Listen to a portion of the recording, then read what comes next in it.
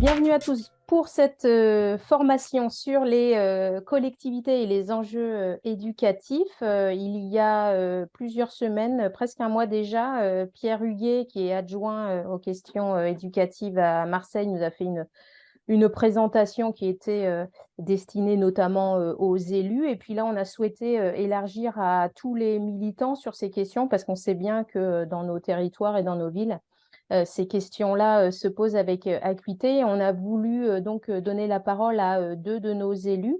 Donc Fabienne Le Guichet, qui est maire de la Norville en Essonne, et puis Arthur Boisneveu, qui est maire de Barbera. Alors ça doit être là, dans le 73. La Savoie, oui. La Savoie. Donc, je vais laisser la parole à Jehan Gani qui va introduire cette formation et qui est donc co-référente du comité thématique éducation. Voilà, très bonne soirée à tous. Bonsoir à toutes et à tous. Merci d'assister à cette formation sur l'éducation. Alors, comme l'a dit Anne-Flore, donc l'éducation est au cœur du projet politique de génération et on s'en réjouit. On l'a vu à Lyon lors de la convention, on l'a encore vu hier soir lors de la belle soirée autour de la fraternité où il était beaucoup question des services publics et évidemment du service public de l'éducation. Alors, l'introduction, elle va être très courte puisque l'éducation, je voulais faire un petit panorama de l'éducation sous l'angle des politiques nationales. Bon, éducation nationale, on le relie bien évidemment au ministère qui porte ce nom-là et donc on peut en dire quelques mots sur les réformes en cours. Puisqu'aujourd'hui, Gabriel Attal, donc nouveau ministre, du nouveau jeune ministre de l'Éducation nationale, a annoncé donc un choc des savoirs où voilà, ce qui s'annonce, ce sont des réformes sous le signe de la réaction et donc complètement en opposition à un autre projet de l'éducation qui est celui de l'émancipation, qui est un projet, donc un projet de société, qui est une vision de société, hein. Donc le choc des savoirs, en deux mots pour Attal, puisque comme l'actualité est brûlante et on est au début d'une nouvelle ère tout de même, c'est donc cette école de la réaction avec, en quelques lignes, enfin en quelques mots, il nous parle à nouveau de manuels labellisés, donc pour des méthodes d'apprentissage de la lecture et de l'écriture en CP et CE1. Il évoque les fondamentaux, bien évidemment, le français, lire, écrire, compter et la question du redoublement, de redonner ce pouvoir-là aux enseignants. La question des groupes de niveau. Donc autant de choses qui n'ont pas fait recette il y a 20 ans, il y a 50 ans et qui ne le feront certainement pas demain. L'école de Macron et l'école donc de ce qu'on a pu voir, c'est l'école de la séparation.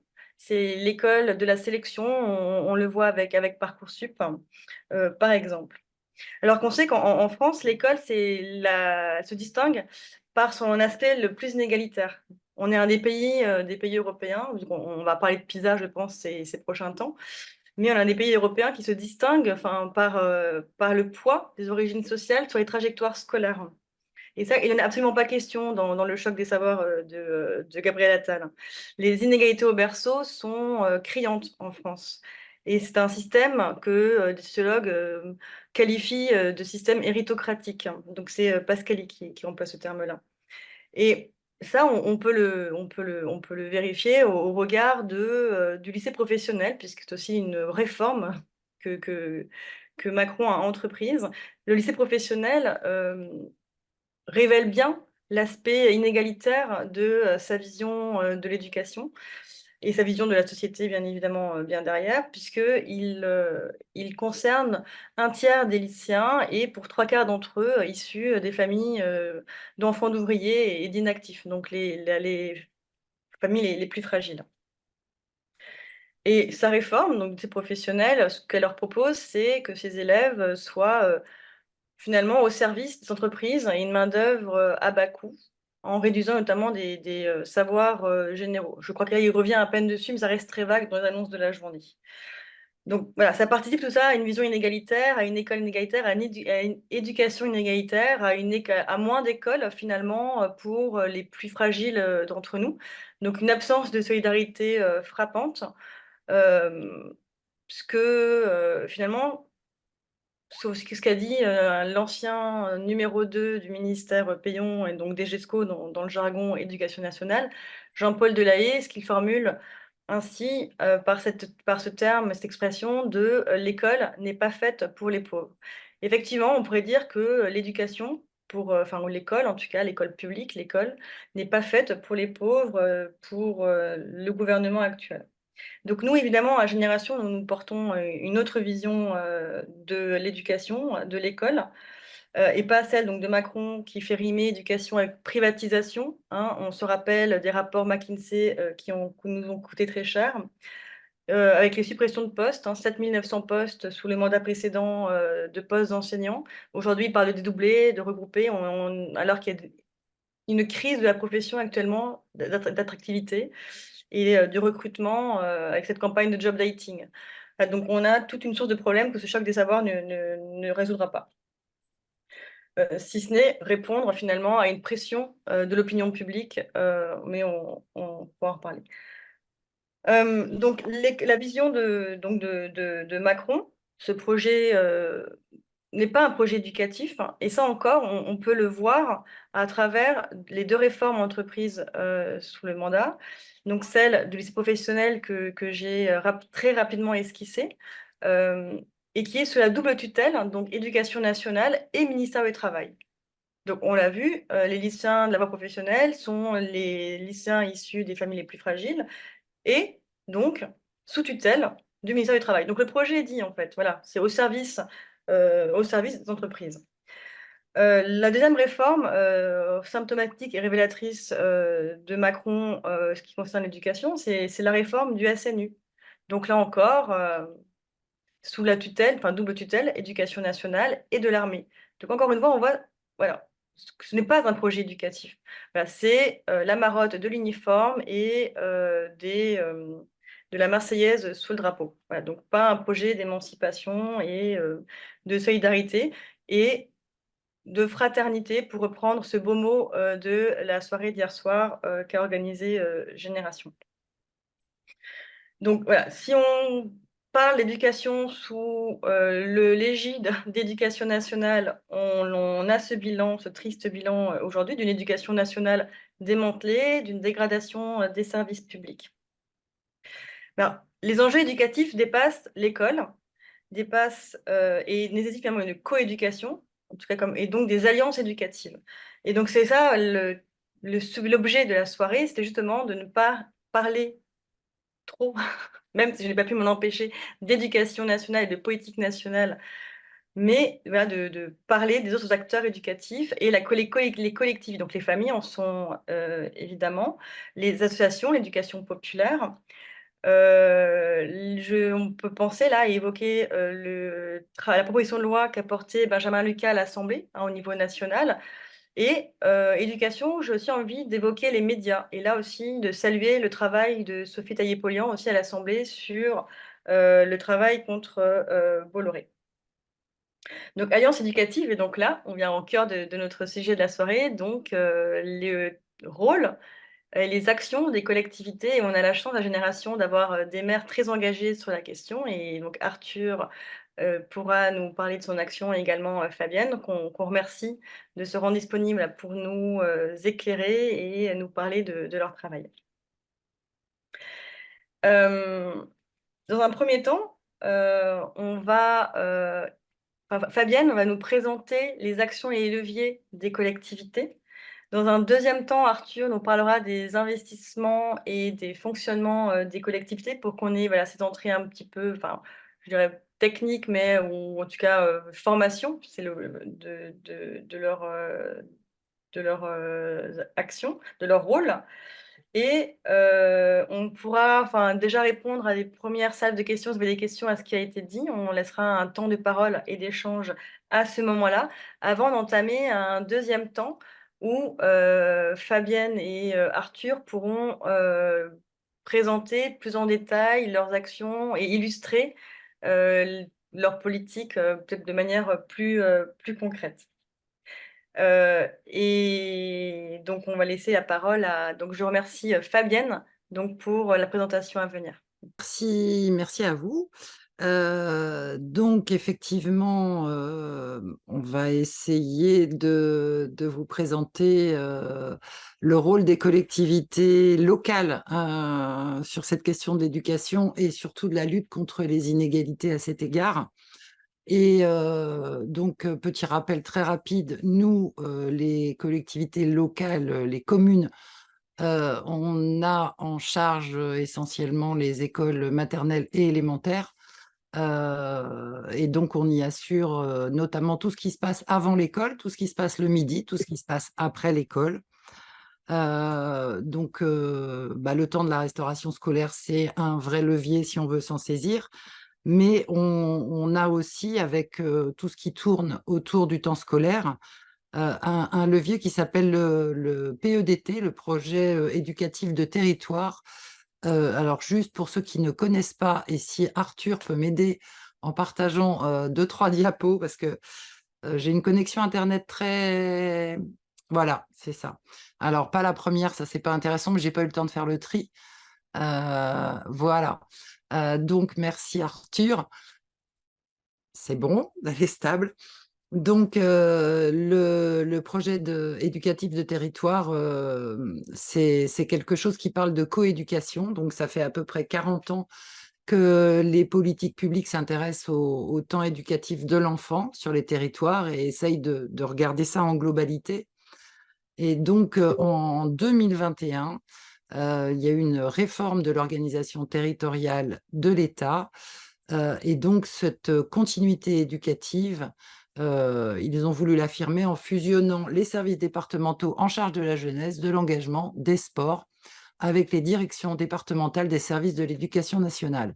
Effectivement, c'est pareil au niveau national, hein. Avant, on avait un ministère de la jeunesse et des sports, souvent c'était comme ça, et de l'autre côté, l'éducation nationale. Maintenant, la jeunesse est passée, je dirais, sous la coupe, parce que c'est ce que je pense, de l'éducation nationale, avec tout le bien qu'on vient d'en dire précédemment. Donc, je veux bien que tu passes à la suivante, si c'est possible. Autrement, non, c'est coincé. C'est pas la suivante, là? Bah non, moi j'ai toujours la même. Ah, merde. Moi aussi, j'imagine. Bon, et ben attendez. Moi, c'est pas très grave, je vais continuer sans. Donc, en gros, l'intérêt de s'engager dans une démarche de projet éducatif de territoire, c'est qu'on... Ah, ça a changé. Non, je ne sais pas ce que c'est. C'est la deuxième page. C'est la deuxième, très bien. Donc, on va peut-être la passer, celle-là. Voilà. Et arriver directement sur qu'est-ce que c'est un PEDT. Un PEDT, c'est un outil de collaboration locale.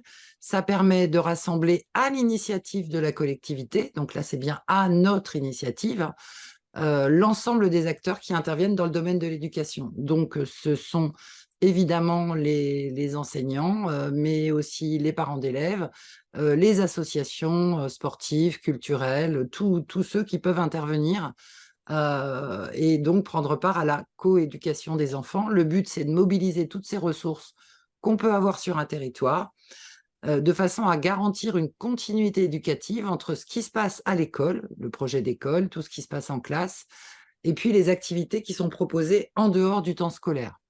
Et ça doit permettre d'organiser les activités périscolaires en prolongeant le service public d'éducation et, si possible, en venant en complémentarité. Donc, peut-être la suivante peut être intéressante de mémoire. Voilà les enjeux d'un PEDT. C'est bien de placer les enfants au centre d'une complémentarité éducative, de prendre en compte la globalité des temps, de leur donner accès à la diversité des connaissances, des compétences et des comportements sociaux, et de construire un engagement commun en essayant de se fonder sur des valeurs partagées. Donc, il s'agit de fonder une action éducative partagée, consciente, volontaire et finalisée. C'est un vrai levier, donc on peut s'arrêter là pour la présentation. C'est un vrai levier pour qui s'en saisit, parce qu'on y tient, on essaye de faire vivre des comités de pilotage réguliers, et ça permet d'avoir un moyen et une porte d'entrée pour travailler avec les enseignants, hein, quand ils sont ouverts à la question, et puis de proposer comment dire, des modes d'apprentissage qui sont différents de ceux que les enfants peuvent avoir à l'école et qui peuvent être plus adaptés à certains enfants. C'est plus informel, on va être dans des apprentissages différents et pour autant, c'est toujours des apprentissages. Je vois une directrice d'école maternelle qui est présente et j'espère qu'elle ne me contredira pas sur l'intérêt du PEDT et l'intérêt d'avoir ces liens entre les enseignants et les animateurs, qu'ils soient du milieu sportif, qu'ils soient des animateurs communaux, etc. Donc ça, c'est un levier. Un autre levier dont on dispose dans les collectivités, c'est le CTG. Alors, ils n'arrêtent pas de changer de sigle, hein. Avant, ça s'appelait le contrat enfance-jeunesse. Maintenant, ça s'appelle le CTG de mémoire. Ça doit vouloir dire le contrat de territoire, le G, je l'ai C'est plus. la CTG, c'est la Convention territoriale globale. Ah, voilà, ça n'arrête pas de changer, hein. Et donc ça, c'est quelque chose qu'on négocie avec la CAF et ça ne concerne pas uniquement les enfants, c'est tous les publics auxquels la CAF s'intéresse, mais ça permet aussi comment dire, d'avoir des soutiens et des moyens sur des actions qui peuvent être en lien avec l'éducation.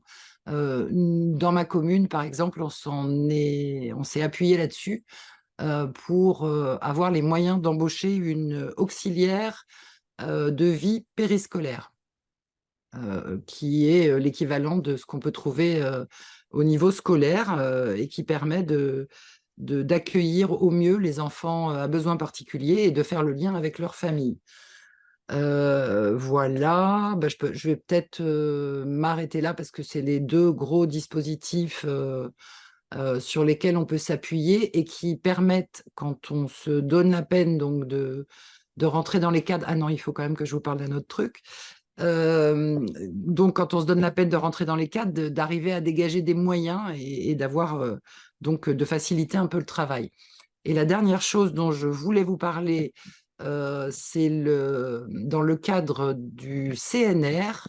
Hein, vous savez que notre président refonde tout, donc y compris l'éducation.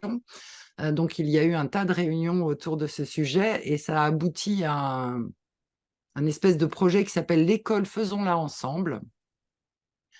Et l'intérêt pour nous, les collectivités, de ce à quoi on a abouti, c'est qu'il y a quand même des moyens financiers qui ont été dégagés pour que, à l'initiative des chefs d'établissement, il puisse y avoir des projets menés en partenariat avec les collectivités. Alors, bien sûr, les collectivités sont priées d'abonder hein, les sommes qui éventuellement sont dégagées, mais qui permettent, par exemple, de mettre en place des projets comme d'avoir une classe flexible. Je ne sais pas si ça parle à tout le monde.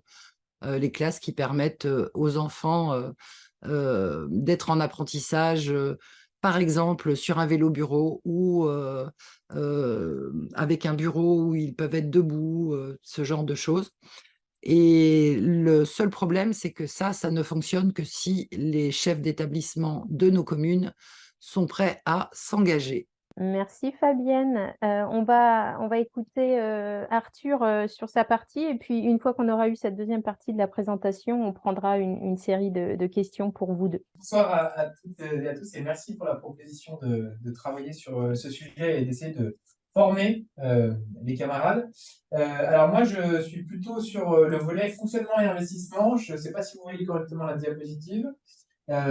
L'idée, c'est de vous faire part de tous les leviers, on va dire financiers, ressources humaines et autres dont disposent les communes pour gérer les écoles. Dans les faits, les écoles sont surtout gérées par les communes et pas forcément par l'éducation nationale. Et tout ce qui tourne autour de l'enseignement des enfants de 3 à 11 ans, on va dire, est de la responsabilité des écoles. Donc déjà, on va parler du fonctionnement. Sur le fonctionnement, il y a tout ce qui concerne les ressources humaines et les agents qui sont employés et payés par la mairie sans aucune contrepartie financière de l'État, ou presque. C'est d'abord les ATSEM, qui sont les agents territoriaux spécialisés dans les écoles maternelles. C'est l'ensemble des agents qui s'occupent des enfants dans les écoles maternelles, souvent en grande section, en petite section, moyenne section, et puis souvent aussi en grande section.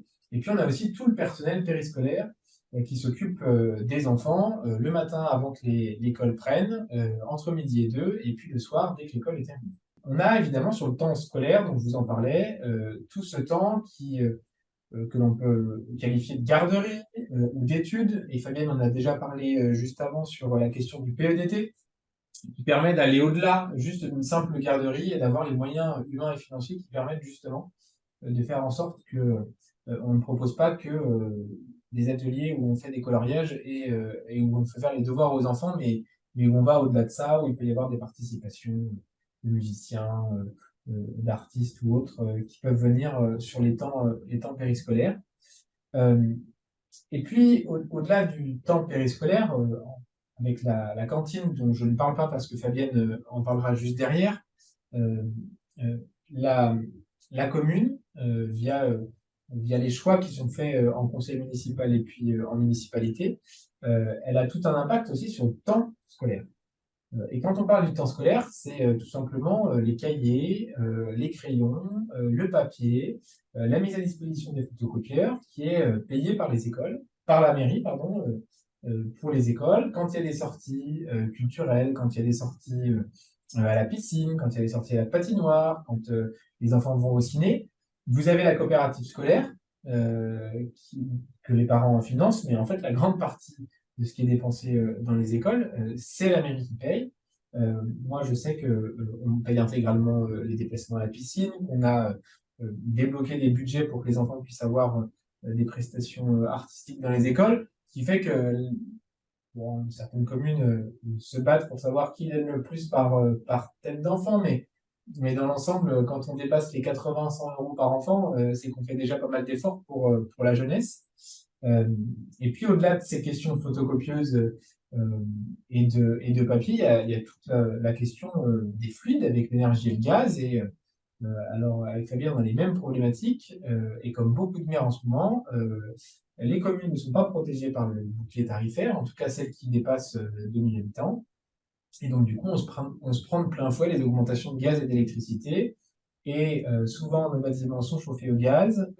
Et donc, du coup, on a des factures qui vont exploser. Donc, on est en ce moment contraint par on est devant un mur d'investissement. Soit on investit maintenant pour éviter d'avoir des factures d'énergie qui sont trop fortes dans les prochaines années, soit on ne fait rien. Et à ce moment-là, on sera complètement pris à la gorge parce qu'on sera incapable de payer à la fois nos factures d'électricité et de gaz et derrière assurer nos services publics.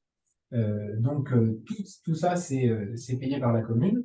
Et puis, au-delà de la CTJ, du CEJ, du PEDT et des autres dispositifs, la commune, elle peut aussi s'investir sur des sorties qui ne rentrent pas forcément dans le cadre pédagogique, mais qui peuvent avoir un intérêt pour l'enfant.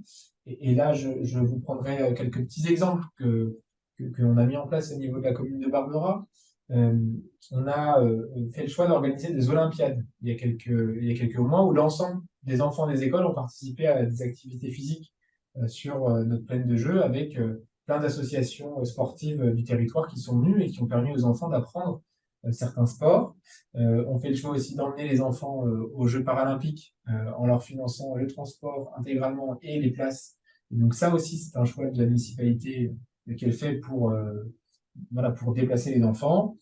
Et puis, il y a aussi des interventions dans les écoles. Je pense par exemple sur le devoir de mémoire, sur la participation que la commune, elle, elle, elle donne à la Ligue de protection des oiseaux pour qu'elle puisse venir dans les écoles pour faire comment dire, pour faire des prestations et des interventions auprès des écoles, pour que les enfants apprennent à identifier les oiseaux, à identifier comment préserver la faune. Voilà, en fait, au-delà juste du fonctionnement classique, il y a beaucoup de choses que la commune peut mettre en place dans les écoles pour faire en sorte que la vie des enfants et l'apprentissage des enfants se fasse au mieux. Donc ça, c'est sur le volet fonctionnement. Et puis sur le volet investissement, parce que vous devez le savoir, les communes, leur budget est divisé entre fonctionnement et investissement. Et au niveau des investissements, c'est ce que je commençais à vous dire tout à l'heure, On a tout ce qui concerne la gestion des bâtiments, de la simple problématique de fuite de chasse d'eau à la rénovation énergétique globale. C'est la commune qui s'occupe de tout. Alors, elle peut être aidée financièrement avec les subventions par, et les dotations de l'État par les subventions pour les travaux lourds, mais dans l'ensemble, c'est vrai que c'est la commune qui gère. Et avec Fabienne, on en discutait la semaine dernière. Nos budgets d'investissement sont consacrés à plus de 50% sur le mandat 2020-2026 à nos écoles. Et il est important de s'en occuper en ce moment. Et puis, on peut aussi travailler sur tout ce qui est végétalisation des cours d'école, débitumisation de ces cours, et toute une série d'autres sujets qui font qu'on va mettre nos écoles sur le rail en termes de transition et de rénovation énergétique. Donc voilà pour le global et la synthèse de ce que les communes peuvent faire au niveau investissement et fonctionnement. Évidemment, j'ai dû oublier des choses, mais au fil des discussions, on aura de quoi en discuter. Et puis, j'ai pas mentionné ce qui se passe dans les départements et les régions parce que je suis sûr que ça fera l'objet d'une future formation. Anne, Yves, Sophie et Corinne. Donc, tu veux que Ouais. toutes les questions soient posées ou On va veut prendre qu'on- cette série de questions-là, D'accord, les 5 premières, si ça te va, ça vous va, et oui, puis après, on aura vos réponses, qu'il s'agisse en ça fonction marche. des questions de qui intervient. Voilà. On va prendre une série de questions. Vous pouvez lever votre main et puis je prendrai les. Moi, j'ai une première question. C'est sur le PEDT, Fabienne. Sur combien de temps est-ce que ça se travaille, ça se négocie et puis est-ce que c'est quelque chose qui, au cours d'un mandat et une fois que c'est bouclé, peut être amené à être amendé ou des petites choses comme ça? Voilà, donc c'est surtout comment ça s'organise et s'il y a après un petit peu de souplesse. Et aussi une autre question, parce que j'ai vu cette discussion avec une élue génération Julie qui est à Villejuif et qui me disait que là, par contre, il manquait de personnes pour aller au bout un petit peu pour mettre en œuvre le PEDT. Donc, moi, je suis intéressée pour savoir comment voilà, vous vous organisez pour aller mener ça à bien. Bonsoir à tous. Oui, moi j'avais juste une question. Bon, je sais bien qu'il y a des systèmes de péréquation entre communes, mais sur les moyens qui sont très divergents des communes, entre des petites communes rurales ou des communes de région parisienne qui ont des grosses difficultés, très peu de ressources, notamment de taxes foncières ou d'entreprises. Et des grandes villes. Moi, je pense notamment à la ville de Paris, où ma fille est directrice de centre de loisirs, donc ce qu'on appelle les rêves, responsable éducatif ville, où effectivement, ils ont des moyens énormes. Et de l'autre côté, je vois mes autres petits-enfants dans le Puy-de-Dôme. C'est sûr que c'est pas du tout la même chose. Voilà, donc, et les discussions en famille sont... les centres de loisirs, c'est la garderie, ou non, c'est des super projets pédagogiques, évidemment, parce que ce n'est pas les mêmes moyens. Voilà. Et donc, je voulais savoir quel système plus précis, nous, on pourrait envisager pour proposer effectivement que l'égalité, l'équité sur le territoire, en tout cas entre chacun des enfants, pour pouvoir bénéficier des mêmes prestations et des mêmes possibilités. Merci.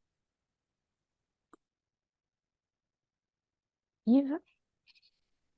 Oui, alors d'abord, juste une petite remarque anecdotique. En fait, en 2013, ce n'est pas le ministère de l'Éducation nationale qui a voulu les PEDT. C'est venu des acteurs de l'éducation, des collectivités, de l'éducation populaire, des parents et des syndicats qui ont poussé pour faire inscrire dans la loi ces contrats. Alors, la seule chose que l'éducation nationale a apporté à ce moment-là, c'est le nom. Parce qu'en fait, les communes avaient développé depuis plus de 20 ans des projets éducatifs locaux. Et le ministère, pour pas que ça soit dit, a voulu imposer le nom de PEDT derrière. Mais ça, c'est pour la petite histoire. Vous avez parlé des communes, mais ce que vous dites sur les communes est vrai aussi, par exemple, pour un certain nombre de départements, avec des inégalités. Mais sur les collèges, il y a aussi ces problématiques qui se posent, certes de façon différente par rapport au périscolaire, hein, qui n'est pas organisé de la même façon, mais il y a des interventions avec les réseaux de bibliothèques, avec les archives départementales, avec des actions culturelles sur le sport, etc. De la même façon qu'au niveau des communes. Et la loi de 2013 avait institué un équivalent du PEDT sous la forme de contrats d'objectifs entre l'éducation nationale, les départements et les établissements qui pouvaient porter pas seulement sur les investissements dans les murs, traditionnellement de compétences des collectivités, mais aussi sur les projets éducatifs. Et on pourrait dire la même chose au niveau des régions. Et finalement, la question qui peut peut-être se poser, c'est comment on fait que ces projets éducatifs soient réellement partagés et évalués, co-évalués ensemble, et soient pas seulement soit complètement maîtrisés par l'éducation nationale, soit du fait de l'interventionnisme de certaines collectivités. Je pense que la méthode là-dessus, on pourrait travailler effectivement sur les meilleurs moyens et justement d'avoir un véritable partenariat éducatif sur le terrain. Voilà juste ce que je voulais dire. Merci, Sophie. Oui, bonjour. Donc déjà, merci beaucoup pour ces formations. J'en apprends beaucoup et en tant que parent d'élèves, parent délégué, tout le temps, ça nous apprend beaucoup. J'avais 2 questions. Moi, donc nous, on est à Brive, en Corrèze, et du coup, on est dans un contexte de cité éducative. Et du coup, c'était pour voir un peu le lien qu'il pouvait y avoir avec le PEDT et les cités éducatives. Est-ce qu'il y avait déjà des premiers retours? Nous, sur le terrain, on a vu une première année assez riche en projets avec des super voyages. Et puis là, ça commence à s'essouffler. Et on voit aussi qu'il n'y a pas forcément beaucoup d'accompagnement pour mettre en place ces projets parce que le corps enseignant est déjà très sollicité. Donc, on se demandait s'il n'y avait pas quelque chose à demander en plus pour que ça soit pas juste une belle idée. Et ensuite, c'était est-ce que l'impact entre le choix de la semaine 4 jours et 5 jours, parce que nous, ça avait déchiré la commune par rapport aux activités périscolaires qu'on pouvait faire. Et donc, c'était pour avoir vos avis là-dessus. Merci.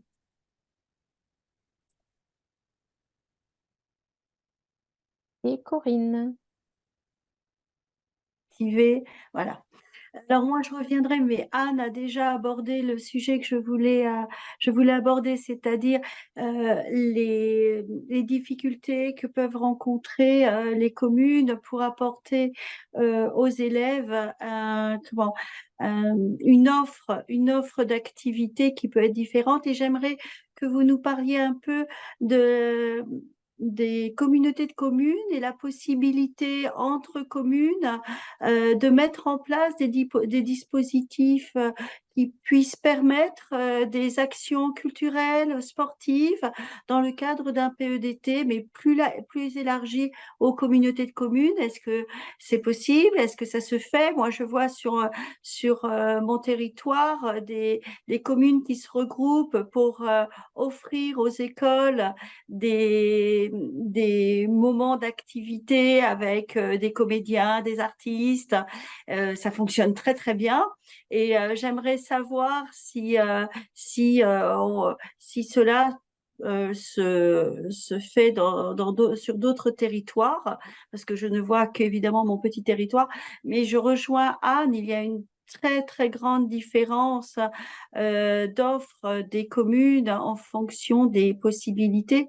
Et une grande ville comme Paris peut peut avoir dans chaque école des intervenants mairie, que ce soit en EPS,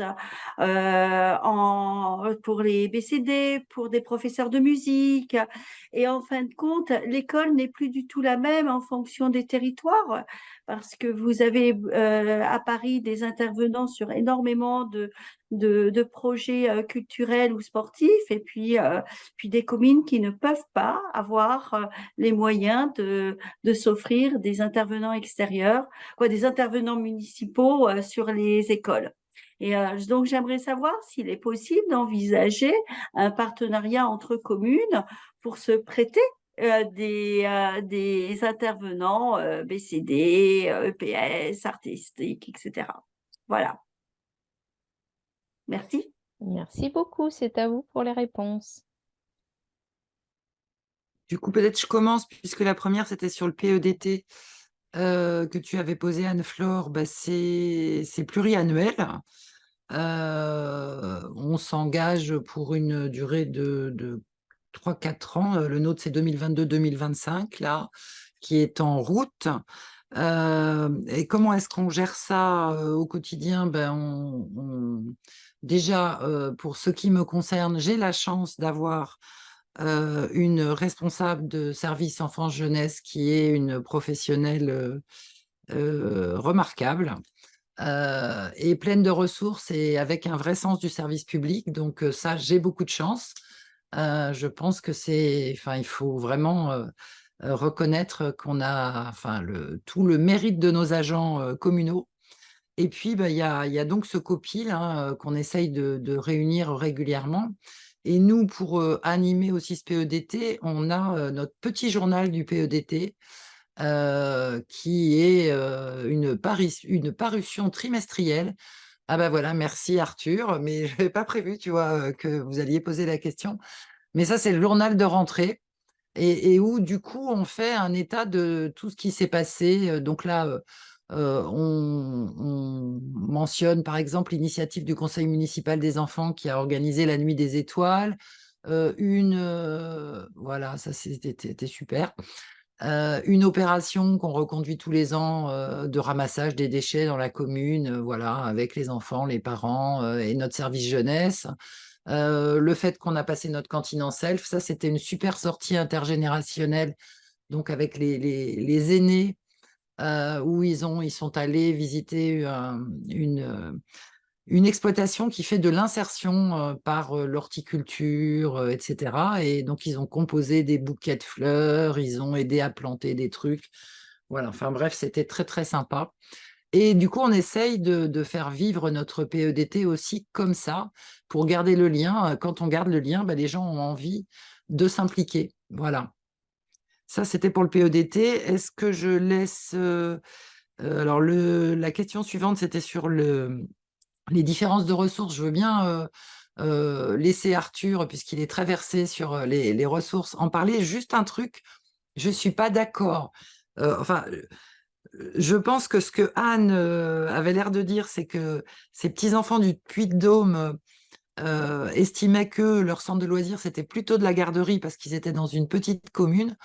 Arthur et moi, on est tous les deux maires de communes de, grosso modo, entre 4 et 5 000 habitants. Ce n'est pas des grosses communes, on n'a pas des gros moyens. Enfin, je ne sais pas, Arthur, tu as peut-être des trésors cachés, mais moi, c'est sûr, on n'a pas des gros moyens dans la commune. Et pourtant, je me permets de dire que notre centre de loisirs n'est absolument pas une garderie et que c'est vraiment un lieu d'éducation et de projet pédagogique, peut-être avec des bouts de ficelle, mais qui sont toujours super. Voilà, et je laisse Arthur pour la suite. En tac au tac, en plus, mes autres petits-enfants dans le Puy-de-Dôme, ils ne sont pas dans une petite commune, ils sont à Riom, qui est quand même une relativement grande ville. Donc, donc, ça veut dire qu'il y a des questions de volonté politique. C'est Complètement. intéressant. Alors, pour répondre, effectivement, c'est pas parce qu'on est dans une grande commune qu'on a forcément beaucoup de moyens qui sont mis sur, on va dire, les services périscolaires. Et quand je parle de périscolaire, il faut aussi inclure l'extrascolaire, c'est-à-dire ce qui se passe le mercredi, ce qui se passe éventuellement le week-end et surtout ce qui se passe pendant les vacances scolaires. Oui, c'est ça, je pense. Ouais. Et souvent dans des communes de la taille de la Norvège ou de Barbera, alors moi c'est plutôt 5600 habitants, mais on travaille avec les autres communes du canton. dans des syndicats intercommunaux pour travailler ensemble, partager les animateurs. Bon, on n'est pas toujours tous du même avis. Et malheureusement, il y a des fois où on se tape dessus et on fait le constat aussi de nos différences et parfois même on se pose la question de savoir si on veut continuer à travailler ensemble parce que quand vous avez une commune qui s'intéresse pas vraiment à sa jeunesse et une autre comme la mienne qui veut mettre le paquet sur la jeunesse et tous les moyens humains pour les accompagner, ça achoppe un peu. Et donc, du coup, les réalités, elles sont là. Hein. C'est que même si vous avez la meilleure volonté du monde dans votre commune, si vous êtes obligé de faire avec d'autres communes parce que vous êtes à une taille qui n'est pas suffisamment critique pour pouvoir avoir les moyens humains, notamment en termes de coordination, parce qu'en fait, le sujet, il est là. C'est pas vraiment le fait d'avoir des animateurs qualifiés. Alors, ça, évidemment, c'est mieux quand on en a, mais ils ne nous coûtent pas 3 000 € par mois, les animateurs qualifiés. Mais par contre, il faut avoir une direction, on va dire, de services éducatifs qui puisse coordonner l'ensemble de ces animateurs pour qu'on puisse effectivement faire autre chose que de la garderie et de l'étude. Alors moi, j'aurais pas la même prétention que Fabienne de dire que mes services périscolaires s'apparentent à autre chose que de la garderie, parce que même si on a essayé de les améliorer, on bute quand même toujours sur les difficultés de recrutement, sur les qualifications de nos agents, et donc du coup, derrière, parfois, on a le sentiment qu'on aimerait pouvoir faire mieux, et d'ailleurs, c'est dans ce sens-là que nous, on n'a pas encore mis en place de PEDT à Barbera, mais on va le faire de manière à bénéficier aussi des moyens financiers qu'offre la CAF, parce que Fabienne a beaucoup parlé d'éducation nationale, mais il y a surtout la CAF qui vient financer le PEDT avec sa prestation de la PSU, et donc du coup, ça apporte des moyens humains derrière, enfin des moyens financiers qui permettent de débloquer des moyens humains. Parce que qui parle de moyens humains de qualité dit des taux d'encadrement qui sont faibles. Quand on a un animateur pour 18 enfants, c'est pas pareil que quand on a un animateur pour 14 enfants ou pour 12 enfants. Et donc, du coup, il faut ces moyens financiers pour nous permettre de recruter davantage et donc, du coup, d'avoir des agents de qualité qui font des activités de qualité. Par contre, il faut avoir en tête que c'est souvent avec le travail intercommunal, quand on n'a pas cette taille critique, qu'on peut offrir à ces animateurs des temps pleins. Parce que moi, tout seul, quand je recrute un agent pour le midi, le matin et le soir, en fait, c'est 2 heures le midi, 2 heures le soir et 1 h 30 le matin. Bah, ça fait pas un 35 heures, un ETP. Donc, il faut cumuler ça avec le mercredi, avec l'extrascolaire.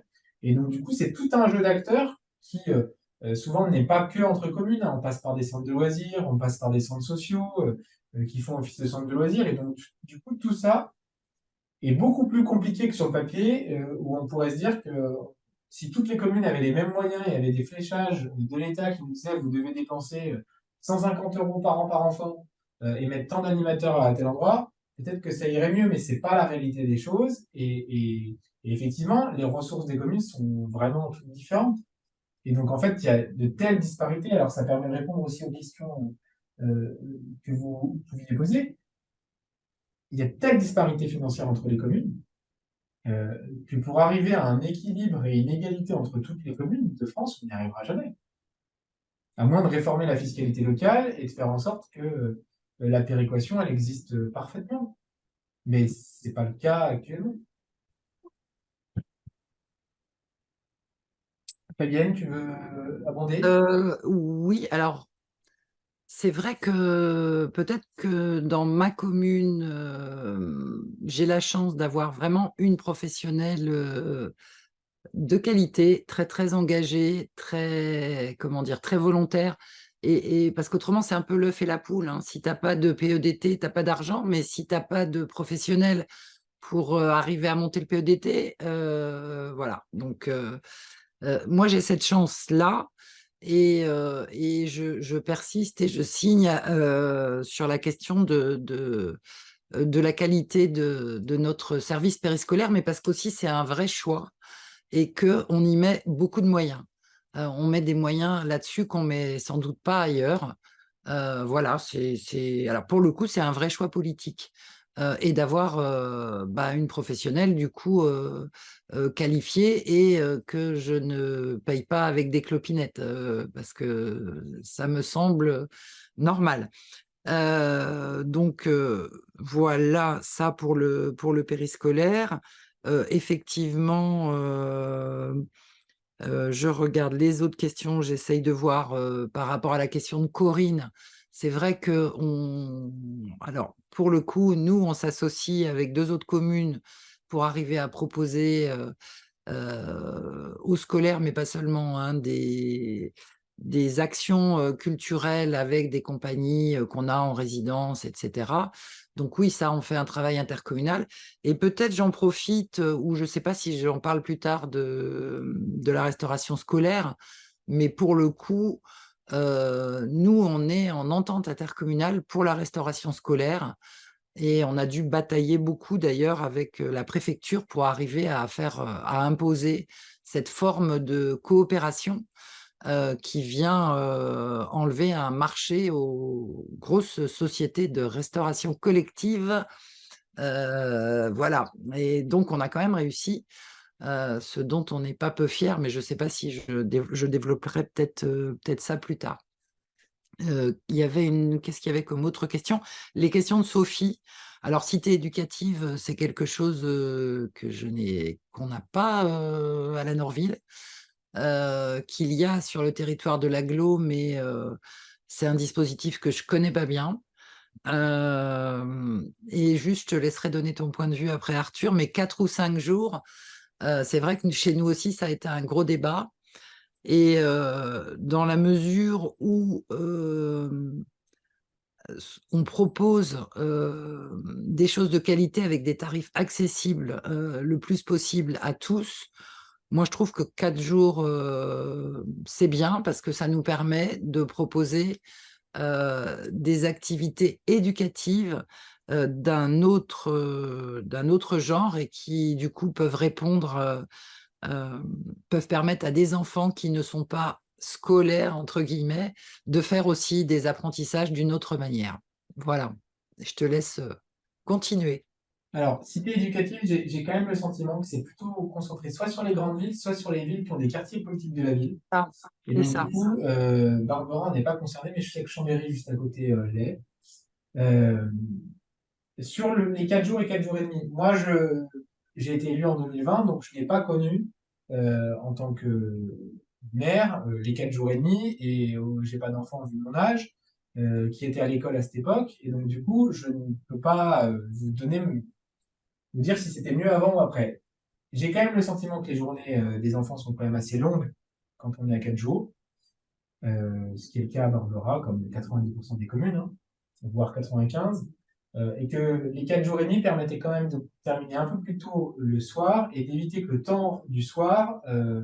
Alors, si on faisait le choix vraiment d'avoir vraiment 4 jours et demi avec une fin qui se terminait sur les coups de 15h30, 16h, ce qui était initialement ce qui était prévu par la loi, hein, mais qui a très vite été contourné, ça permettait d'avoir des temps du soir qui étaient un peu plus longs. Et quand on gagne une demi-heure sur ce que j'appelle une garderie, bah, ça nous permet de faire autre chose que de la simple garderie, parce qu'entre le moment où les parents viennent chercher, des fois il y a des enfants qui restent pas très longtemps en garderie, donc pour faire des activités qui, qui tiennent dans la durée et qui font que les enfants s'y intéressent et ne perdent pas le fil de l'activité parce qu'ils sont partis une heure avant les autres, ça pourrait être plus intéressant. Après, voilà, moi, je l'aurais préféré 4 jours et demi, mais force est de constater que les enseignants et les parents d'élèves ne veulent pas entendre parler des 4 jours et demi. Et qu'en conseil d'école, on a beau être favorable aux 4 jours et demi, le maire et l'adjoint aux écoles, ce sont les seuls qui y sont favorables.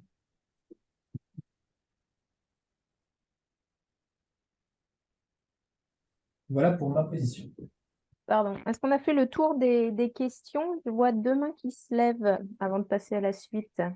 Moi, c'était juste pour rebondir sur les 4 jours et demi, puisqu'à Paris, on est resté à 4 jours et demi, mais je me demande si là aussi, il n'y a pas une question de moyens, parce qu'effectivement, le mardi et le vendredi, l'école s'arrête à 15h, et c'est là qu'il y a effectivement le relais qui est pris, notamment par ce qu'on appelle les TAP, c'est-à-dire des activités extrascolaires, et avec des véritables... Enfin, c'est quand même assez génial, parce que les enfants ont le choix entre 4, 5, 6 activités, ils doivent changer chaque trimestre et choisir autre chose. Donc, ils cochent, ils disent qu'ils préfèrent en veut un, en veut deux. Après, bon, ça s'équilibre aussi avec des intervenants extérieurs, des associations. D'éducation populaire, des activités sportives, ludiques, créatrices, théâtre, etc., tout ce que vous voulez. Donc, et ça, je trouve que c'est vraiment intéressant parce que ce système permet que du coup, comme voilà, qu'il y ait le mercredi après-midi et qu'il y ait le mardi et le vendredi de 15h à 16h30 ce type d'activité. Et je pense que si on était passé à 4 jours, il y a beaucoup d'enfants qui n'auraient pas bénéficié, qui seraient du coup, qui n'auraient pas obligatoirement été au centre de loisirs le mercredi, tandis que là, du coup, souvent, ils restent parce qu'ils ont eu l'école le mercredi matin, et surtout, ils n'auraient pas eu ces ateliers de 15h à 16h30, quoi. Donc, enfin bon, moi, j'ai trouvé que c'était, mais là aussi, il y a les moyens derrière, peut-être. C'est parce que, bon, les animateurs de la ville de Paris, hein, c'est pas bon, il y a des contractuels et des vacataires, mais il y a aussi des fonctionnaires hein, de la ville de Paris. Donc, un gros volet de fonctionnaires formés, etc., diplômés, etc. Donc, voilà. Merci, Jeanne. Oui, quelques mots également là, sur une petite réaction sur cette semaine des 4 jours et demi, 5 jours. Alors, oui, ça soulève la question de la formation des animateurs, vrai sujet, la question des moyens, vrai sujet. Mais je pense qu'il ne faut pas non plus qu'on se trompe de débat. Je pense qu'il y a un véritable enjeu quand la question elle s'est posée, c'était aussi la question de l'égalité entre les enfants. Et aussi la place à part qu'a la France, on est dans les seuls pays, un des rares pays, hein, à avoir une semaine de 4 jours, enfin de 4 jours. La résistance a eu lieu, tu l'as dit, je crois que c'était Fabienne. La résistance a eu lieu au niveau des enseignants et des personnels de l'éducation nationale, évidemment, puisque en termes de, enfin, il n'y avait pas de contrepartie finalement à leur demander de venir travailler un jour supplémentaire. Donc de ce point de vue-là, et ça a été finalement, je dirais, un obstacle en tout cas et un problème que n'avait pas anticipé Payon lors de la mise en œuvre et il le concède aujourd'hui lors de la mise en œuvre. Il n'avait pas anticipé le frein des personnels puisque les syndicats, donc après je vous laisse, je vous laisse analyser cela, mais les syndicats avaient donné leur accord en fait au ministre à l'époque. Donc voilà, dans quel degré de connexion y avait-il entre les syndicats et le terrain? Là, il y a eu, là, en tout cas, bon, je dirais un petit raté au vu de l'histoire, on peut le dire, et du bilan.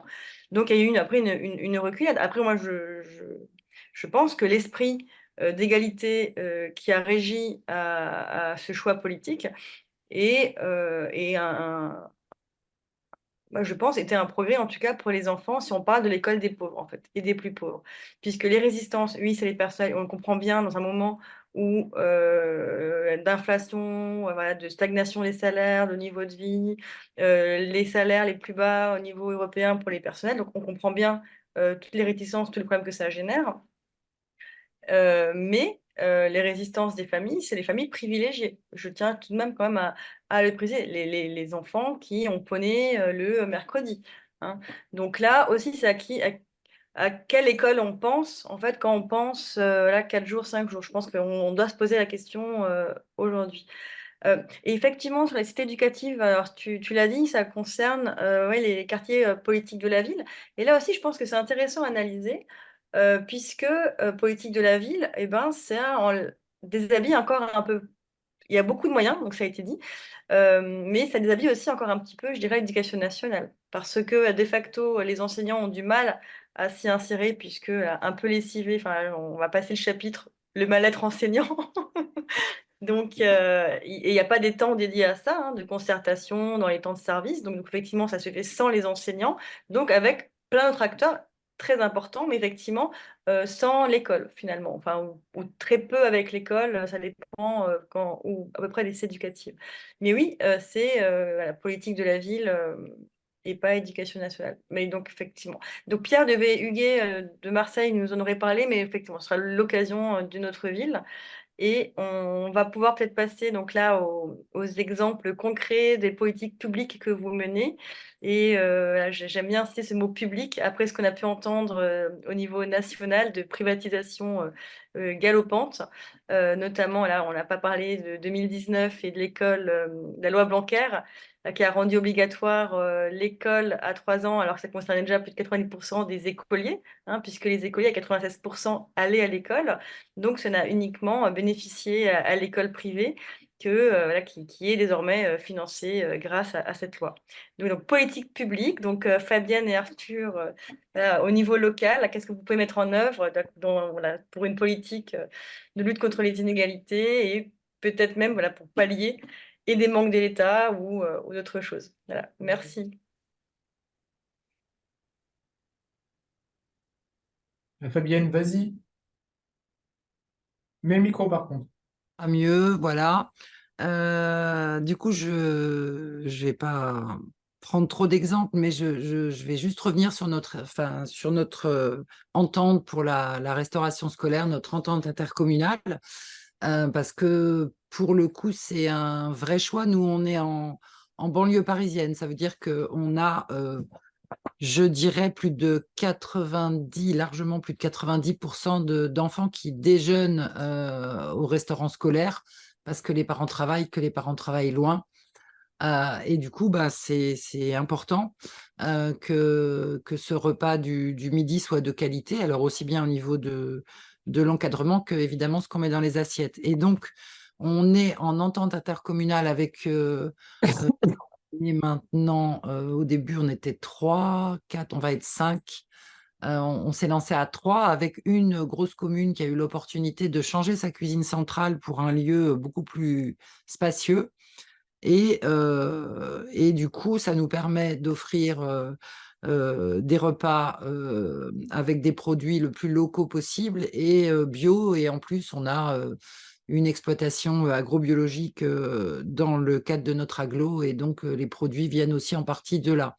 Donc ça, c'est quelque chose qui nous tenait vraiment à cœur. Et ce n'est pas une blague quand je dis qu'on a dû batailler et qu'on a eu 2 ou 3 réunions avec notre sous-préfet préféré et le contrôle de légalité qui essayait de nous démontrer par A plus B que en fait, c'était pas très raisonnable et qu'on risquait de s'attirer les foudres des sociétés de restauration collective pour concurrence déloyale. Donc, on a bien bouclé notre truc, c'est-à-dire que nous, les communes qui ne produisons pas les repas, eh ben, on contribue aussi à l'équipement de la cantine, par exemple, enfin l'équipement de la cuisine, pardon. On achète tous les ans du matériel de cuisine alors qu'on n'a pas de cuisine. Mais parce que c'est une entente et que c'est, voilà, on fonctionne de façon collective.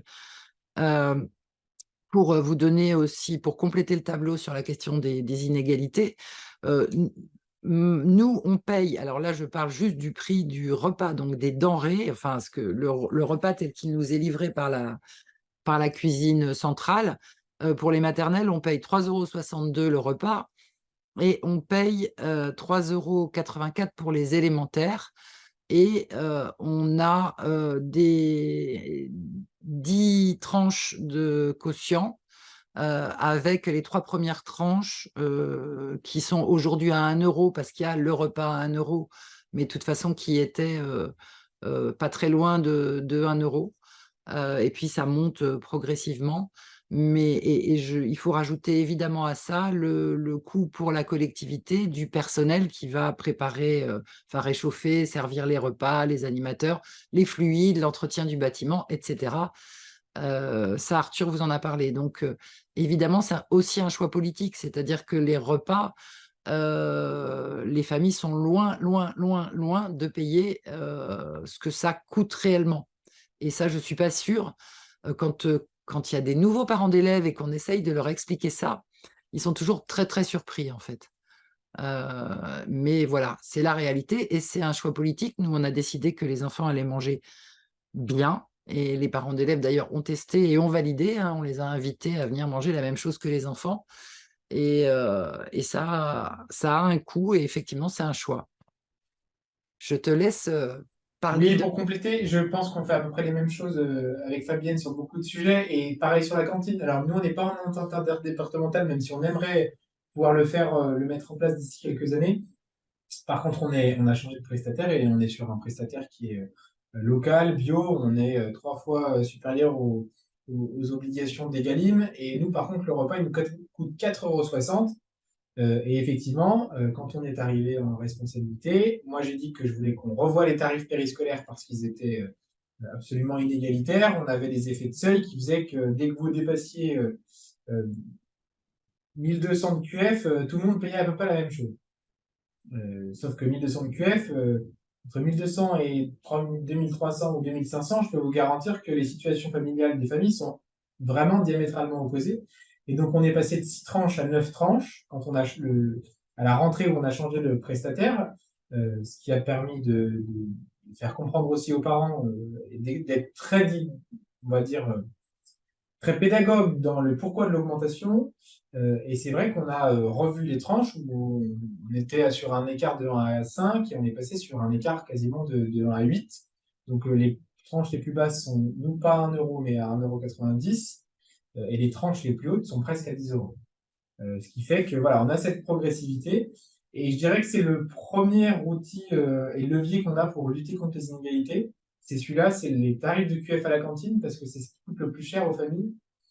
Parce que les temps de garderie et les temps périscolaires le matin et le soir, on est souvent autour de 1 à 2 €. Alors nous, on n'a pas encore mis de QF sur les tarifs de garderie. Je pense qu'on le fera un jour ou l'autre. Mais c'est vrai que le gros sujet, c'est quand même la cantine et le repas du midi.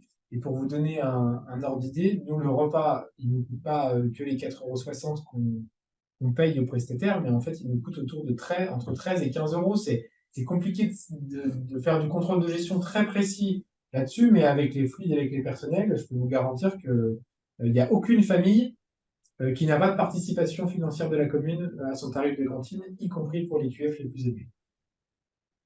Juste un truc quand même, Arthur, je t'incite à passer avec au moins une tranche au repas à 1 €, parce que pour le moment, je ne sais pas combien de temps ça durera, l'État nous reverse 3 € pour les repas à 1 €.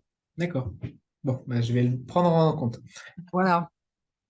Je te passerai les si tu veux. C'est pour ça que nous, on a 3 tranches à 1 € maintenant. On en Vous avait avez bien fait de vous connecter parce que dis donc, comme ça, ça. vous-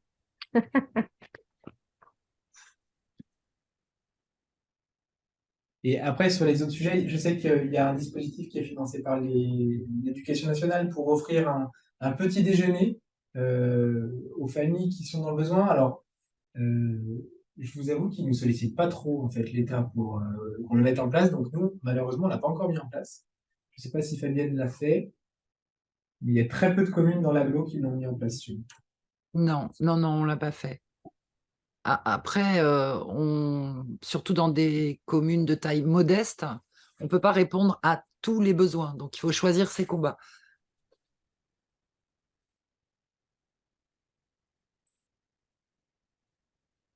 Je sais pas, est-ce que vous voulez qu'on rajoute des choses? Moi, il y a juste peut-être une deuxième chose que je voulais mettre en avant, Vas-y. c'était l'auxiliaire de vie périscolaire. Parce que, alors il n'y en a pas beaucoup à l'école, hein, des auxiliaires de vie pour les enfants en situation de handicap ou à besoins particuliers, mais il n'y en avait pas du tout au niveau périscolaire. Or, nous, notre centre de loisirs le mercredi, par exemple, c'est à peu près entre 110 et 120 enfants par mercredi accueillis. C'est beau, voilà, c'est beaucoup d'enfants et de plus en plus d'enfants à besoins particuliers. Et du coup, on a fait cet effort et ce recrutement qu'on ne regrette absolument pas, d'une personne qui en plus peut, en dehors du temps où elle est avec les enfants et avec les autres animateurs, peut recevoir les familles et discuter avec elles de comment on accueille leur enfant et qu'est-ce qu'on peut faire pour voilà, pour faire en sorte qu'ils vivent au mieux ces temps d'éducation périscolaire. Et elle a fait un petit livret, mais je pense qu'on n'a pas le temps de le montrer. Mais elle a fait un super petit livret pour les parents. Et je te laisse, Arthur. Bah, moi, je veux bien répondre à d'autres questions ou remarques, mais je pense qu'on a déjà fait le tour et qu'on vous a déjà assommé pendant 1 heure d'échanges. Et je vois Nathalie qui rigole, Il y a des... d'informations sur ce qu'on peut faire dans les communes. Après, c'est vrai que c'est, comme le disait Fabienne tout à l'heure, c'est un vrai sujet de priorité politique, c'est-à-dire que l'argent que je mets sur les écoles, sur les dotations qu'on donne pour les activités scolaires et périscolaires, bah, c'est de l'argent qu'on met en moins sur les autres budgets. Dans la section de l'église, par exemple, moi, tous les ans, c'est inscrit et tous les ans, on dit, oh, on verra ça plus tard. On a d'autres priorités. On part pour une dernière petite série de questions. Il y a Jeanne, Sophie. S'il y a d'autres questions, c'est maintenant. Non? Allez, on t'écoute, Jeanne. Il y avait Sophie, je crois. Oui, après Jeanne. Alors, je vais être très, très rapide. Merci Fabienne et merci Arthur voilà, pour vos présentations. Effectivement, alors, j'avais dit à Fabienne que je ne le dirais pas cette expression, mais quand même, il y a un pouvoir d'agir des collectivités voilà, qu'il ne faut pas ignorer. Et je pense que c'est vraiment important et c'est très bien. On est très content en tout cas voilà, d'avoir des élus comme vous engagés sur ces questions-là. Et je pense que c'est très important aussi pour la bataille culturelle à mener, la bataille politique bien sûr, mais voilà, qu'on connaisse en fait bien ce levier et justement votre rôle dans les politiques éducatives. Alors, je voudrais juste peut-être mentionner, parce que quand même, on a aussi d'autres maires qui sont engagés sur les questions. Donc, on a parlé de la gratuité, donc l'équipe de fourniture donc, que Ali Rabé à Trappes et Pierre Huguet à Marseille voilà, ont mis en place. Donc là, on peut aussi citer leurs actions pour lutter contre les inégalités. Et également, je voulais aussi, parce que voilà, moi, c'est un sujet qui nous tient à cœur à Génération, c'est la question de la mixité sociale. Et les collectivités ici, alors c'est vrai que vu l'échelle de vos communes, voilà, c'est pas des choses qui relèvent là, de vos, voilà, de vos responsabilités, mais en tout cas, voilà, c'est aussi un levier important qu'ont les collectivités pour agir sur la mixité avec la question de la sectorisation ou comme Paris l'a fait ou Toulouse, la question des secteurs multicollèges, par exemple. Donc rapidement, c'est prendre 2 collèges avec des publics différents, je vais le faire en 3 mots, 2 collèges de publics différents, des montées alternées pour mixer, mélanger les publics. Et ça fonctionne, puisque à Paris, là, ça fait plusieurs années, il y a eu un premier bilan et le bilan est positif. Il n'y a pas eu d'évitement vers le privé. Et aujourd'hui, on a là des élèves qui vivent ensemble, qui apprennent ensemble. Et voilà, c'est vraiment un levier important voilà, qui est possible grâce à la volonté politique quand les collectivités s'emparent de sujets. Voilà. Et donc, je voulais quand même évoquer cette question de la mixité, puisque elle est importante dans le contexte politique qu'on connaît, et d'autant plus quand on a un système qui creuse les inégalités, qui ne les combat pas. Et on en voit les conséquences là, en termes de tensions dans la société, voilà, notamment dans certains endroits de France. Voilà, merci beaucoup.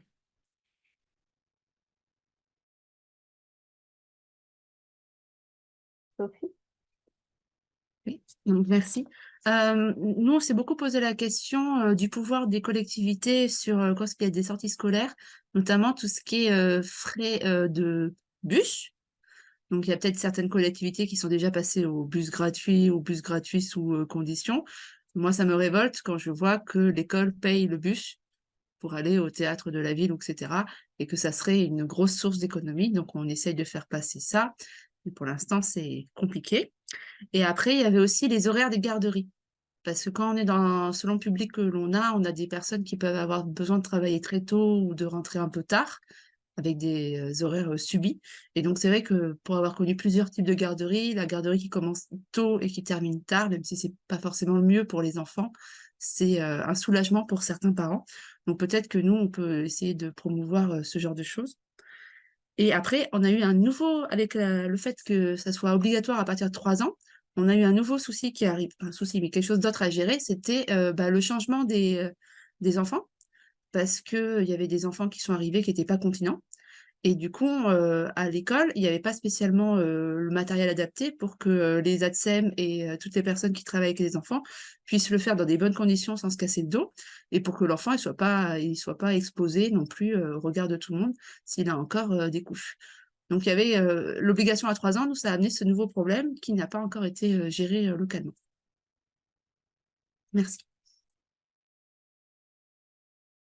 Alors, peut-être pour répondre sur Merci le à vos sujet des réponses. transports, moi, je suis dans une agglomération où, pour parfois se déplacer dans l'agglomération, alors qu'il y a des lignes de bus, les écoles passent par des cars interurbains ou par des entreprises pour pouvoir déplacer les enfants pour aller au musée. Ça me sidère, mais malheureusement, quand vous avez un réseau de transport en commun qui est incapable de proposer des navettes euh, aux écoles, ça pose une vraie question, une vraie problématique. Et du coup, bah, là, c'est les communes qui payent. Moi, tous les déplacements des écoles, elles se font grâce au financement que la commune met en œuvre avec les 27 € par enfant par an qu'on met pour les sorties scolaires, alors que ce soit, ça compte pour l'animation, pour le transport et puis pour éventuellement de l'hébergement s'il y a une classe de découverte ou autre. Là, c'était carrément le bus de ville, le bus de la ville. Du coup, on prend 30 Mais tout tickets. comme ça, c'est un choix politique des agglomérations et des communautés de communes, hein. Nous, les enfants, quand ils vont à la piscine, ils payent. On paye l'entrée de piscine, alors que les collégiens ne payent pas parce que le collège a financé la piscine et donc du coup, il a une ristourne pour les collégiens. Mais les écoles qui sont supervisées par les communes, sachant que les communes financent l'agglo, n'ont pas de réduction. Enfin, on est sur des choix politiques des fois qui sont lunaires et pas cohérents. Et en fait, en plus de ça, enfin, je me permets de rajouter hein, que tout ce qui est effectivement sorti à la piscine ou au spectacle, etc., c'est extrêmement dépendant de la volonté et de la richesse de la commune, de l'école en question. Ce qui n'est pas normal parce que du coup, tous les enfants, enfin, il y a un moment où moi je pense que l'éducation nationale devrait aussi assumer si dans ces programmes il y a apprendre à nager, ça devrait être à l'éducation nationale de financer l'entrée à la piscine et le transport des enfants pour aller jusqu'à la piscine et que donc tous les enfants soient sur un pied d'égalité à cet égard. On demande en fait aux communes d'assurer tout ce que l'État, dans sa grande sagesse, décide qu'il faut faire. Mais sauf que les communes, elles ont des moyens limités et qu'on se retrouve avec des inégalités qui se creusent parce que, effectivement, entre la ville de Paris qui a des moyens conséquents et une petite commune rurale ou même une commune de moyenne, enfin petite, même de région parisienne comme la mienne, c'est sans commune mesure. Et par ailleurs, je rappelle quand même que nous aussi, on incite les enseignants à utiliser le transport en commun et notamment la ligne de RER. Manque de chance avec Vigipirate, ça n'est pas possible. Donc, que font les enseignants? Ils se retournent vers la commune en demandant qu'on paye les bus, mais on ne peut pas payer tous les bus. Les bus, ils ont augmenté de je ne sais combien de pourcents avec l'augmentation du prix de l'essence, etc. Donc, forcément, on est obligé de réduire le nombre de bus qu'on peut autoriser aux écoles pour des sorties. Voilà. On va prendre une dernière question, Corinne. Ce n'était pas vraiment une question, c'est plutôt une réponse à Sophie. Sophie, bon, je suis directrice d'école maternelle. Les problèmes des enfants qui arrivent à l'école en ayant des couches, comme le disait Jeanne tout à l'heure, plus de 96% des élèves étaient déjà scolarisés à 3 ans dans les écoles maternelles. Je pense que c'est une autre problématique. Et puis, nous, on est très conciliants. Les enfants qui n'ont pas encore acquis la propreté prennent le temps, ils mettent des couches qui se retirent facilement. Mais ça, c'est vraiment un problème de société, d'évolution de notre société aujourd'hui. C'est tout bête, mais l'acquisition de la propreté a énormément évolué depuis que je suis enseignante, ça va faire 30 ans. Ce n'est plus du tout la même chose. Mais on va au rythme de l'enfant. De là à demander aux mairies d'installer, faudrait-il encore avoir de l'espace pour installer une table allongée? Alors, je comprends que par contre, il y ait des adaptations pour les classes des moins de 2 ans, des moins de 3 ans, c'est-à-dire des 2-3 ans, quand il y a ce genre d'ouverture de classe. Mais là, c'est vraiment spécifique et les mairies ont une politique particulière pour l'élaboration et l'ouverture de ce genre de classe. C'est un problème, c'est des classes beaucoup moins nombreuses que les classes ordinaires en maternelle. Il faut plus d'espace. Ce sont des petits bouts de chou qui ont entre 2 et 3 ans et qui ont besoin d'un environnement beaucoup plus spacieux qu'une classe maternelle lambda. Donc là, c'est véritablement un choix politique et d'éducation que d'accueillir des enfants de 2 à 3 ans.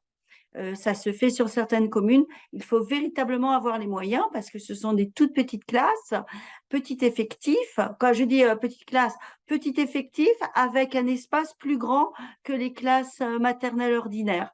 Et là, évidemment, il y a effectivement un espace dédié au change des enfants parce qu'ils n'ont encore que 2 à 3 ans et qui ne sont pas forcément propres. Voilà. Et pour revenir au bus, oui, c'est une problématique parce que nous, enseignants, on se limite dans nos demandes de sortie scolaire parce que nous savons que les communes n'ont pas forcément les moyens et que lorsque c'est la coopérative scolaire qui doit payer le bus pour emmener les enfants, tout de suite, ça devient très compliqué parce que nos coopératives scolaires sont également de moins en moins fournies parce que les parents n'ont pas forcément les moyens de donner des dons à la coopérative. Donc, c'est vrai que c'est un problème. Et voilà, donc là aussi, ça dépend évidemment des communes. Et je te rejoins là-dessus, que Merci ce soit Corinne. Fabienne ou Arthur, c'est tout à fait ça. Les enfants ont beaucoup moins de possibilités de sortir. Jeanne, est-ce que tu veux conclure? Je vais dire juste un mot puisque ça a été très riche, donc merci. C'était un plaisir en tout cas d'entendre l'action de nos mères génération. Donc merci encore à vous pour nous avoir éclairé, exposé les leviers, les actions et vos rôles.